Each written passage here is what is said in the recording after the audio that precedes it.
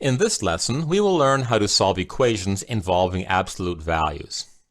Now, the absolute value of a number, say x, is expressed using this notation, and it can be defined in more than one way.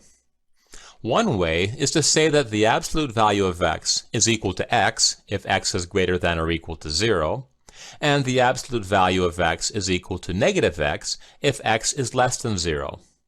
So the absolute value of 7 is 7, and the absolute value of negative 3 is 3, and the absolute value of 0 is 0. Another way to define the absolute value of a number is to say that it is the number's distance from 0 on the number line. So, for example, to determine the absolute value of negative 4, we notice that negative 4 is 4 units away from 0 on the number line. As such, the absolute value of negative 4 is equal to 4. Okay, now let's make some observations about equations involving absolute values. For example, if the absolute value of x is equal to 4, then we know that x must equal either 4 or negative 4. Similarly, if the absolute value of x equals 11, then x can equal either 11 or negative 11. In general, if the absolute value of x equals a, where a is greater than or equal to 0, then x must equal either a or negative a. Okay, now let's use this property to solve the following equation.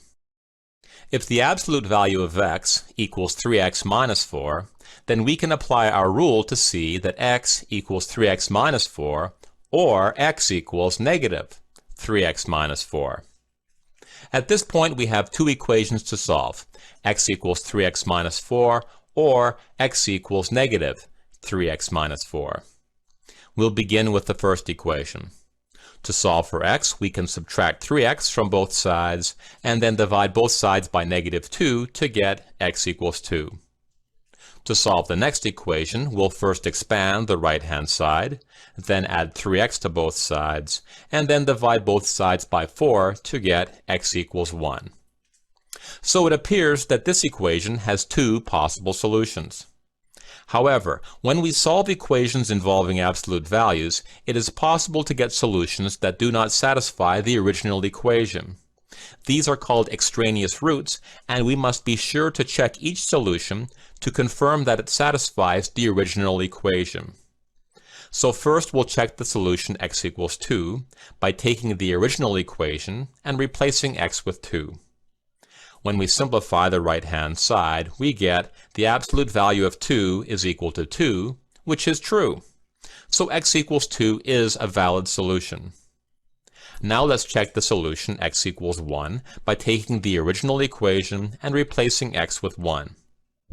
When we simplify the right-hand side here, we get the absolute value of 1 is equal to negative 1.